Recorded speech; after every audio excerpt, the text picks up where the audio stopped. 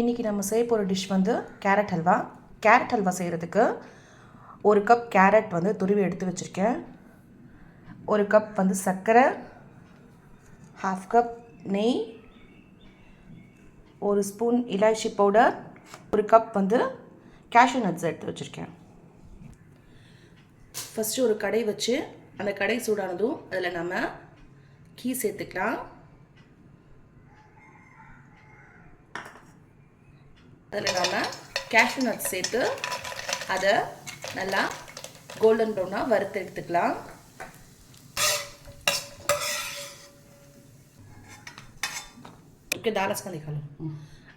அதே வானல்ல இன்னும் கொஞ்சம் கீ சேர்த்து நாம்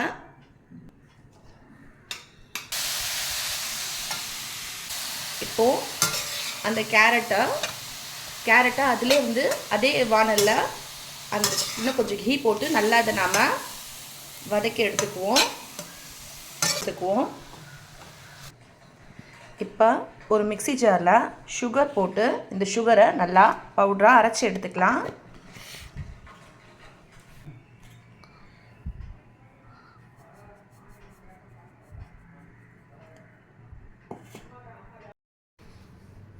இப்போது இந்த கேரட் நல்லா ஆறிடுச்சு. ஆறின கேரட்டை மிக்ஸி ஜாரில் போட்டு நல்லா பேஸ்ட்டாக அரைச்சி எடுத்துக்கலாம். இப்போது இது மாதிரி இது அரைச்சி எடுத்துக்கோங்க. இப்போது ஒரு கடாயில் நாம் சுகர் சேர்த்துக்கலாம். அரைச்சி வச்ச சுகரை நாம் அதில் சேர்த்துப்போம். இதை சிம்மில் வச்சு செய்யுங்க. அதில் சும்மா கொஞ்சம் ஒரு 1/4 கப் அளவுக்கு தண்ணி விட்டுக்கோங்க.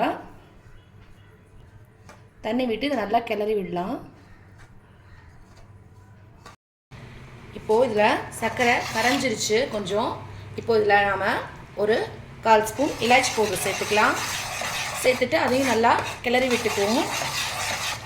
இப்போது இந்த சர்க்கரை நல்லா கொதிச்சு இந்த ஸ்டேஜ்க்கு வந்ததும் இதில் நாம் கேரட்டை சேர்த்துக்கலாம்.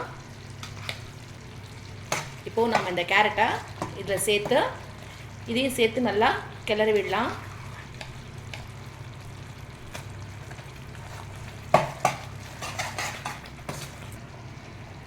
இப்போது இந்த கேரட்டை கைவிடாமல் கிளறிட்டே இருங்க. இது கொஞ்சம் கெட்டியாகிற வரைக்கும் இதை நம்ம நல்லா கைவிடாமல் கிளறணும். கொஞ்சம் கொஞ்சமாக இதில் நடுவில் கீ சேர்த்துக்கலாம். கிளறுங்க. இது இப்போது கொஞ்சம் கெட்டியாகிடுச்சு. இன்னும் கொஞ்சம் கெட்டியாகிற வரைக்கும் இதை நாம் இன்னும் கொஞ்சம் நேரம் கிளறுவோம். நாம் இன்னும் கொஞ்சம் கீ சேர்த்து இதை இன்னும் நல்லா கிளறி விட்டுக்கலாம். இந்த கீ பிரிஞ்சு வரணும். அது வரைக்கும் இதை நம்ம நல்லா கிளறிக்கலாம். இப்போது நாம் ஒரு ஸ்டீக் பிளேட் எடுத்து அதில் கீ போட்டு இதை நல்லா நம்ம க்ரீஸ் பண்ணி வச்சுக்கலாம். இப்போது நாம் இதில் கேஷ்யூ நட்ஸ் சேர்த்து இதையும் நாம் நல்லா கிளறி விட்டுக்கலாம். இப்போது இது ரெடி ஆகிடுச்சு. இதை ஆஃப் பண்ணி நாம் பிளேட்டில் ட்ரான்ஸ்ஃபர் பண்ணிப்போம்.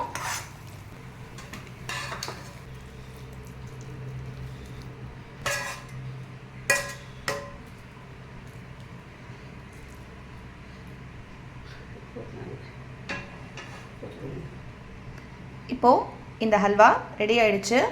வாங்க சாப்பிட்லாம்.